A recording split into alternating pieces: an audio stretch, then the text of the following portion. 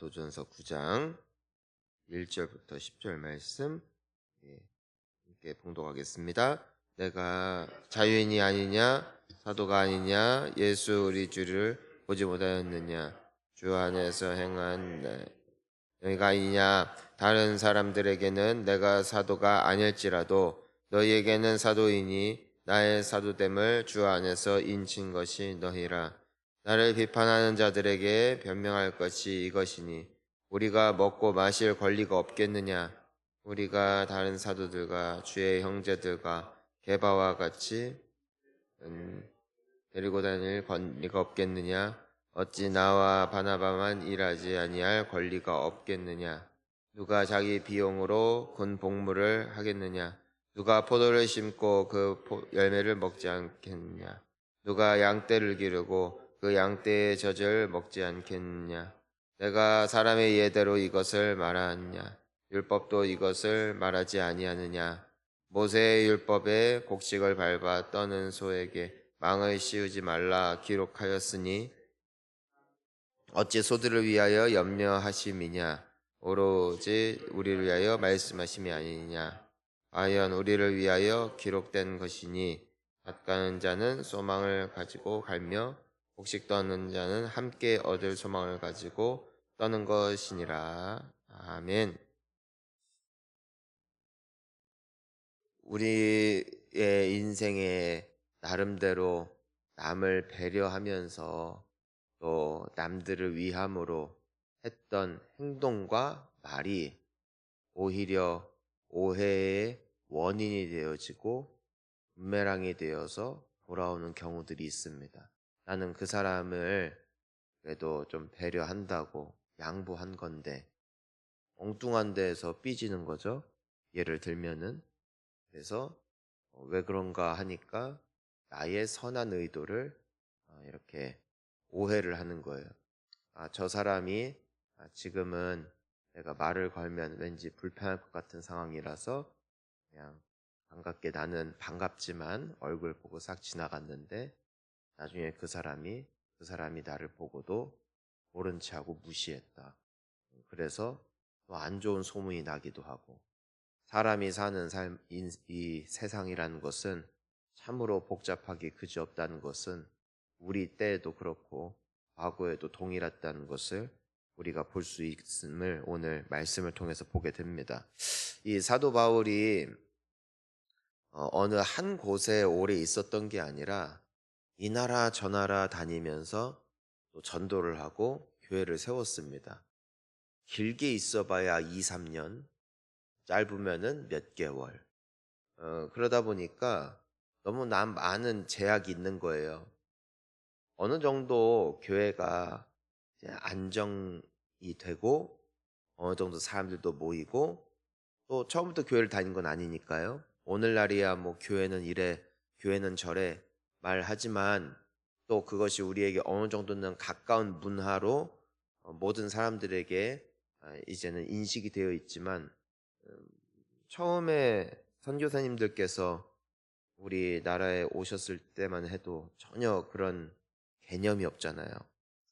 개념이 없다 보니까 그 선교사님들 같은 경우도 그분들을 파송한 곳으로부터 후원을 받기도 하고 직접 이곳에서 농사 재배도 하고 사람들과 함께 어쨌든 먹고 살면서 그렇게 살았단 말입니다. 왜냐면은 처음부터 헌금에 대해서 말하면 지금 교회를 오네 마네 예수가 누구네 마네 하는데 걷다 대고선 사실 헌금 부분은 교회를 오래 다녀도 항상 걸리는 게 돈이잖아요. 성경에서도 하나님께서 하나님 외에 이 돈을 겸하여 섬길 수 없다 말한 것처럼 하나님을 대신하는 마지막까지 가장 큰 존재는 이 물질의 문제에 있다, 돈에 있다라고 성경이 말할 만큼 이 돈의 부분은 굉장히 예민할 수밖에 없는 겁니다. 이제 우리야 신앙생활을 하면서 하나님도 만나고 체험도 하면서 그리고 실질적으로 하나님께서 여러 가지 은혜와 또 특별한 역사를 주셔서 지금 우리가 11조 얘기를 해도 괜찮고 헌금 얘기를 해도 괜찮고 또 다음 세대를 위해서 우리 함께 우리 기도하면서 헌금합시다 하더라도 이거 가지고선 뒤집어질 사람은 없는 것이죠. 왜냐하면 우리는 이제 그만큼 안정이 된 겁니다. 근데 바울은 그렇지 않다니까. 잠깐 다닌다고. 여기 하면 또 교회 세우면은 이제는 본인이 어느 정도만 안정화시키면은 지도자 세우고 또 딴 데 가고 또 딴 데 가고. 그러니까 어떻게 하게 됐냐면은 이제 본인이 직접 일을 하는 거예요. 이분이 텐트를 만드는 일을 했거든요. 그러니까 당시로서는 나름대로 고급 기술이었습니다. 이걸 가지고 생계를 유지해야 되는 거예요. 왜냐면은 가서 전도를 하는데 거기서 뭐 감나라 대추나라 이래야 된다 저래야 된다 할 수가 없으니까 일단 복음만 전하는 거예요. 복음 전하고 예수 믿으면 그런 성도들과 함께 교회를 세우고 또 떠나고 또 떠나고 이렇게 정처 없이 순회 사역을 했던 삶을 이 사도 바울은 살았기 때문에 그는 철저하게 그 사역에 맞추어서 살아갔다는 것이에요. 그 사람들에게 부담이나 시험거리가 되지 않기 위해서 어떠한 것도 바라지 않고 오직 예수를 전하는데 애를 썼다는 것입니다. 여기에는 그의 시대적인 이런 배경과 또 나름대로의 사연이 있는 것이죠. 그런데 이토록 헌신하고 수고하여 고린도 교회도 세웠는데 이 사람들은 바울의 그런 무보수로 본인 스스로 일하면서 어떠한 돈도 받지 않고 복음만 전하는 것을 오해했다 이겁니다. 오해했다. 몇 가지 이유가 있어요. 그러니까 그 사람들이 막 그래서 결과적으로는 이 바울을 그런 선한 의도를 가지고 했던 행동을 가지고 비난을 하고 오해를 하고 싸우게 되어지는 결과까지 가는 것을 보게 됩니다. 이 몇 가지 이유가 있는데 첫 번째는 돈을 안 받는다는 것은 당신에게는 제대로 된 라이센스가 없다는 뜻 아니냐 이제는 이거예요. 당시에 이 로마의 문화 속에서는 철학자나 웅변가들이 많았어요. 우리가 잘 알고 있는 소크라테스가 됐든 아리스토텔레스가 됐든 이 사람들은 철학자인데 또한 웅변가들입니다. 그래서 이 사람들의 연설과 그 깊이 있는 통찰을 듣기 위해서 사람들이 모여서 그에 합한 돈을 내는 것이 너무나 당연한 문화였어요. 오늘날에도 우리가 뭐 북콘서트가 됐든 뭐 토크 콘서트가 됐든 정말 이 언변이 훌륭한 분들, 좋은 생각을 가지신 분들이 오면은 돈 내고 가서 그 강연을 참여하는 것이 그게 다 그 문화의 흐름, 아직까지 계승된 부분인 것입니다. 그래서 능력 있는 사람은 티켓 값이 비싸고 능력이 없으면은 티켓 값이 싸고 그리고 짝퉁은 돈을 못 받고 아마추어는 그러니까 이 바울 같은 경우에 대해서도 사람들이 기대하는 것은 그토록 잘나고 뛰어난 하나님의 사도고 하나님의 말씀이라면은 그럼 당연히 뭘 받아야 돼요? 돈을 받아야 된다 이거. 이 사람들은 그게 이 사람들의 문화라고요. 그러니까 다른 지역들은 안 그래요. 적어도 이 고린도, 이 로마의 문화 가운데 있는 그런 헬라 철학의 어찌 보면은 노출되어 있는 사람들에게 있어서는 돈을 받아야 당연한 거야. 근데 바울이 돈을 안 받네. 그러면은 당신이 정말로 능력이 있고 또 제대로 된 실력자라면은 돈을 받을 텐데 당신이 가짜라서 떳떳하지 못한 거 아니냐 이렇게 시비를 걸었다. 그래서 왜곡을 했다 이거예요. 또 두 번째가 뭐냐면은 그 말도 어눌하고 좀 외모도 그렇게 볼품이 없었던 것 같습니다. 자, 사람들은 당시에 이 굉장히 잘 살고 부유하고 하니까 맨날 뭐 사상이 이렇다 저렇다 철학을 논할 수가 있는 거예요. 만약에 전쟁에 가난에 허덕이고 있으면은 그런 고차원적인 부분을 놓고 이 사람들이 논의하고 토론할 시간이나 있겠어요? 먹고 살만 하니까 그러는 것이죠. 그러다 보니까 점점점 문화가 어떻게 되는 거예요? 세련돼지는 거예요. 옛날에는 말만 잘하면 됐어. 근데 이제는 말 잘하는 사람들이 늘어나니까 그때부터는 외모도 잘 가꿔야 돼. 이제 뚱뚱해도 안 돼. 날씬해야 돼. 얼굴도 가꾸고 머리도 가꾸고 이래야 돼요. 그리고 말도 화려해야 돼. 얘는 그냥 어떤 본질만 가지고서는 안 돼. 그것을 잘 포장하는 능력도 있어야 되는 것이 당시에 이 시대의 사람들의 바라는 바였다고요. 근데 바울은 꾸밈이었거든, 이 사람은. 말도 막 화려하지 않아요. 외모도 막 여기저기 다니면서 또 본인이 일하면서 살다 보니까 외모도 꾀죄죄하고 말하는 거 들어보면은 자신들의 최신 트렌드랑은 전혀 맞지 않는 이상한 예수라는 말을 하거든. 그러니까 이 출신과 능력을 비하했다. 오늘날도 이제는, 과거에는 안 그랬던 것 같아요. 과거에는 그냥 목사님이 그냥 낡은 구두, 낡은 양복, 그리고 그냥 있는 그대로 수수하게 머리도 안 만지고 해도 아유, 우리 목사님 수수하시고 좋네. 요즘에는 TV 나오려면 혹은 큰 교회에서 설교하려면은 머리에 젤이 됐든 왁스가 됐든 기름이 됐든 내 침이 됐든 간에 머리에 뭔가 광택이 좀 나야 되고 살도 빼야 됩니다. 그리고 말도 아주 세련되게 방송용 설교 또 어떤 대중용 설교 이런 것들을 이제 요구하는 시대가 된 겁니다. 왜냐면은 이제 너무 많은 거예요. 이제 그런 걸로. 그러니까 이제 그런 시대가 됐던 것이죠. 그러니까 이제 바울을 무시하는 거예요. 바울은 순수하게 예수님만 전하려고 일부러 꾸미질 않았어요. 바울은 항상 그걸 고백했어요. 화려한 언변을 구하지 않았다 이거예요. 왜요? 나는 지워지고 예수만 드러나길 바랬다 이거예요. 근데 그의 순수한 의도가 왜곡된 시선으로 보니까 오해를 받더라. 사람들이 의심하는 거예요. 마지막으로 이 때는 막 교회마다 이 파벌들이 나눠져 있었어요. 베드로파, 바울파, 예수님파, 뭐 아볼로파 다 유명한 사람들이거든요. 물론 최고는 예수님이죠.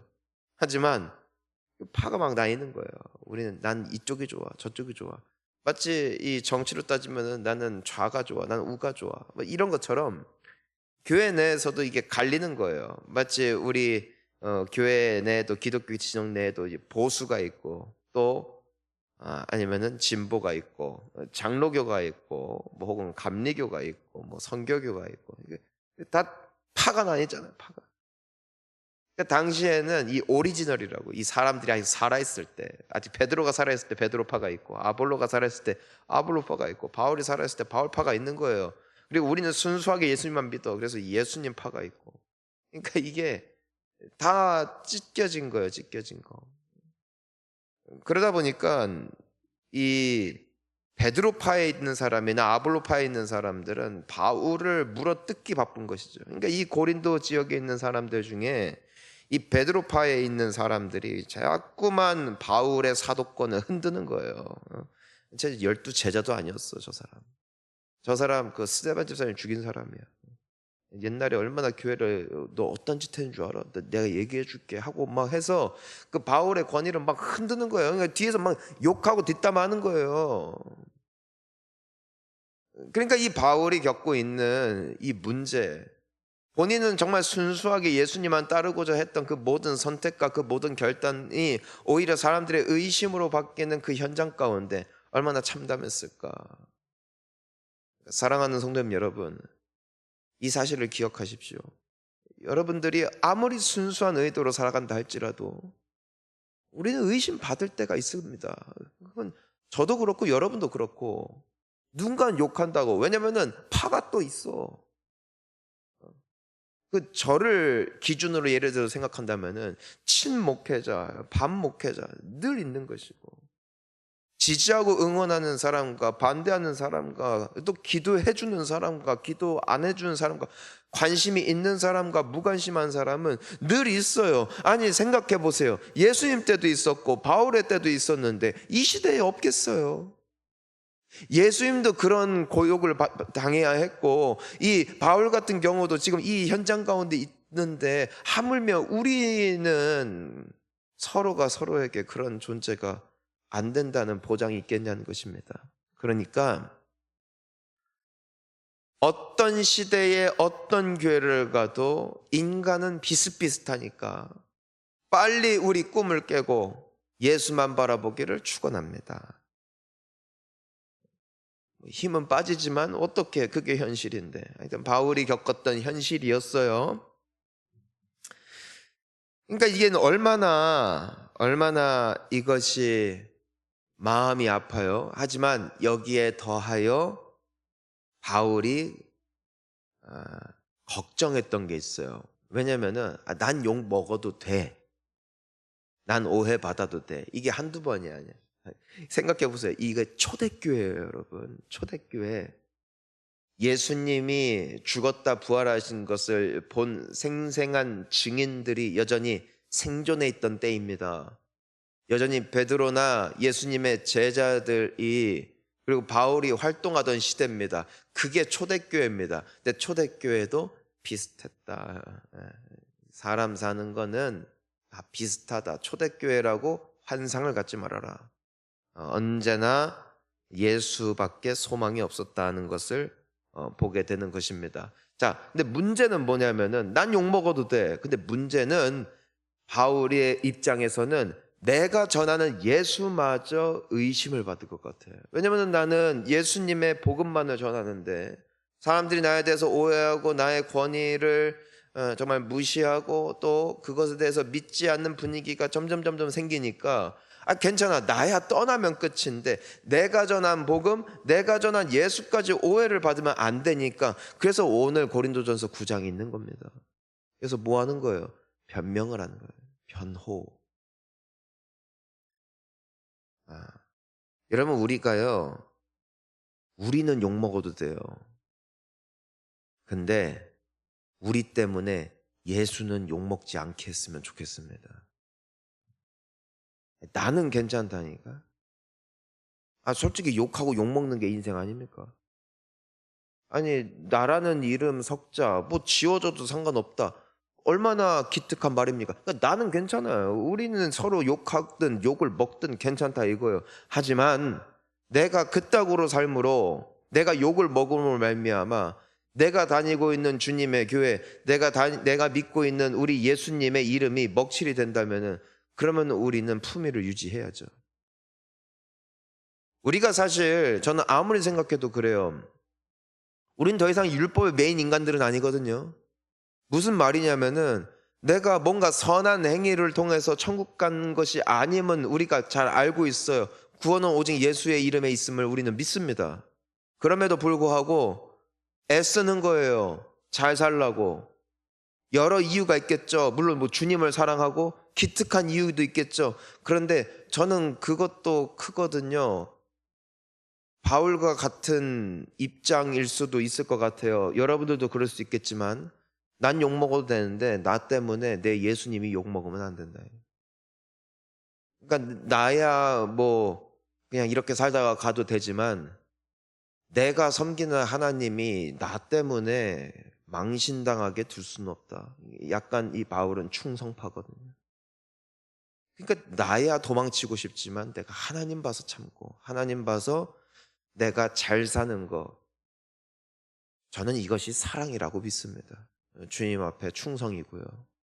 나야 상관없지만, 나야 뭐 죽어도 좋지만, 나 때문에 당신이 욕을 먹는다. 지금까지도 욕 많이 드셨는데 다시는 제가 그렇게 하지는 못하겠습니다. 이게 바울의 마음이었던 것 같아요. 그래서 우리가 뭐 내일 함께 나누겠지만 12절에 정확히 말하거든요. 나 때문에 복음이 막혀서는 안 되니까 내가 너희들한테 말하는 거야 라면서 구태여 변명하며 편지에까지 쓰는 이유를 말해주고 있는 것이죠.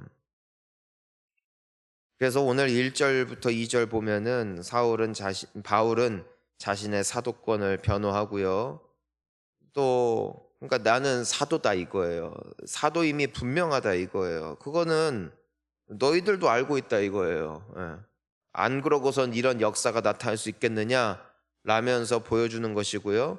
3절부터 6절까지 보면은 그가 교회에서 마땅히 사례비도 받고 지원도 받는 것이 너무나 마땅할 뿐만이 아니라 또 아내도, 그러니까 결혼도 할 수 있고 노동을 안 해도 된다는 것을 정확히 보여주고 있어요. 안 해도 된다, 이거 내가 니들 때문에 안 한 건데, 내가 또 딴 지역에 가서도 전혀 생판 교회에 대해서, 예수에 대해서 일자 무식인 사람들한테 전해야 되기 때문에 내가 이렇게 하는 건데 내가 권리가 없어서 그러겠냐 하면서 본인이 마땅히 누릴 수 있는 권리를 지금 말해주고 있는 것이죠. 7절부터 10절을 보면은 일꾼이 보상을 받는 것은 너무 당연한 것이다. 아까도 말했잖아요. 연설을 해도 돈을 받는다. 복음을 전하면 당연히 받을 수 있다. 하지만 내가 누릴 수 있고 너희들에게 요구하는 것이 조금의 잘못도 아님에도 불구하고 내가 너희들에게 그렇게 했던 이유는 너희들에게 있어서 복음을 받아들이는데 조금도 이것이 부담이나 짐이 되지 않게 하기 위해서. 니들은 예수도 몰랐는데 갑자기 이런 부분을 요구하면 너희들이 쓰러질 수 있고 무너질 수 있으니까 내가 안 받은 것인데 너희들은 어찌 이리도 나를 의심하고 오해하느냐라고 말함으로써 그가 전하는 복음에 조금도 먹칠이 되지 않기를 그는 원했던 것이죠. 그는 모든 변명의 이유가 오직 예수였고 오직 복음이었습니다. 자, 사랑하는 성도님 여러분, 오늘 말씀을 맺으면서 우리가 오늘 바울의 모습을 통해서 몇 가지 기억할 내용들을 우리가 생각해 봅시다. 바울도 욕을 먹었구나. 또 두 번째, 배려해도 욕할 놈들은 욕하는구나. 욕먹는 걸 두려워하지 마시고 오해받는 걸 두려워하지 마십시오.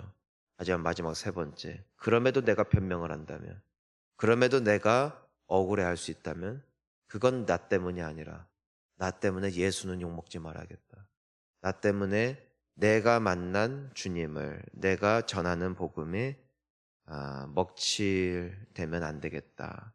이 거룩한 부담과 또 의분을 가지고 또 살아냄으로써 또 하나님께서 주시는 위로가 있기를 축원하고요. 또 우리 주님께서 눈물 닦아주실 그 날까지 오해받아도 또 때로는 힘들어도 이 길을 묵묵히 걸어나가 완주할 수 있는 저와 우리 모든 성도님들 되시기를 주의 이름으로 축원합니다. 같이 기도하시겠습니다.